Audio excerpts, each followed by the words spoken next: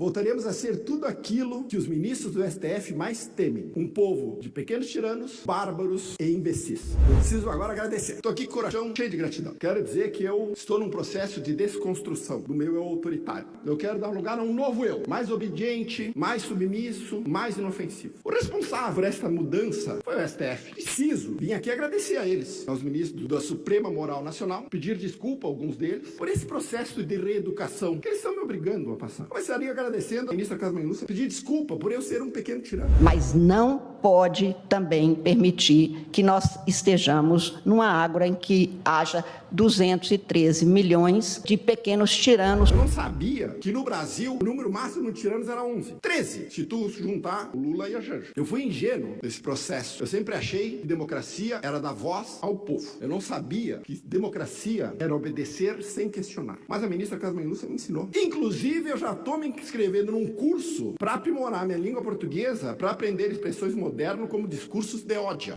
E nós, mulheres, não passamos por discurso de ódio, como eu tenho insistido, é discurso de ódio. Outra pessoa que eu preciso agradecer é o ministro Barroso, que disse que era preciso recivilizar o Brasil. Até ele falar isto, eu não sabia que eu era um bárbaro, primitivo, que precisava ser recivilizado. Eu pensei que civilização era respeitar o voto da população, que civilização era ter liberdade de expressão, que civilização era respeitar a Constituição, pagar imposto e sustentar Brasília. Parece que isso não é suficiente. Eu também, para ser um civilizado, preciso pensar dentro da caixinha que os ministros do STF dizem que eu posso pensar. Outra pessoa que eu preciso agradecer, ministro, que me fez subir um degrau na escala da evolução pessoal, foi o ministro Toffoli. Eu não sabia que memes eram um risco existencial à humanidade. Já estou convencido que distribuir memes é crime lesa pátria. Graças a Deus, Toffoli está aqui para esclarecer, nos iluminar com a sua sabedoria. Gilmar Mendes disse... Nós todos hoje somos admiradores do regime chinês, né?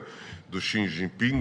Bom, impressionante. Um regime sem oposição, um regime sem liberdade, um regime sem imprensa livre, um regime com campos de reeducação, sem essa coisa chata de liberdade, entendeu? Essa coisa chata de dar liberdade para 213 milhões de pequenos tiranos, não tem nada a ver. Que bom que o ministro Gilmar Mendes enxergou isso. E se ele precisar importar o regime chinês, ele só precisa substituir o Congresso por um comitê central nos moldes dos soviéticos. Todo o resto já está montado. Outro ministro que eu preciso agradecer é o ministro Alexandre de Moraes, que disse que as redes sociais são o que de pior existe no nazismo. Aliás, se vivessem hoje, certamente Goebbels seria um youtuber e Hitler seria TikTok. Detalhe importante falar que quando eles surgiram, também não existiam redes sociais, só existia imprensa chapa branca. Mas isso deve ser coincidência. A internet deu voz aos imbecis. Eu reconheço, ministro, que eu sou um dos imbecis. Pensar, falar, discordar requer algum tipo de ingenuidade. Para resolver esse problema, eu já estou me inscrevendo naquele cursinho de democracia supervisionada que o senhor obriga os reféns do 8 de janeiro a fazer. Quem sabe eu aprenda naquele cursinho a ser menos imbecil e mais iluminado, como o senhor. Quem sabe a gente aprende que liberdade só existe com autorização. Finalmente, eu preciso mencionar o ministro Flávio Dino, que disse: a liberdade de expressão não pode ser usada contra a democracia e que liberdade de expressão não é liberdade de agressão. Ou seja, só é livre quem concorda, só pode se expressar quem elogia.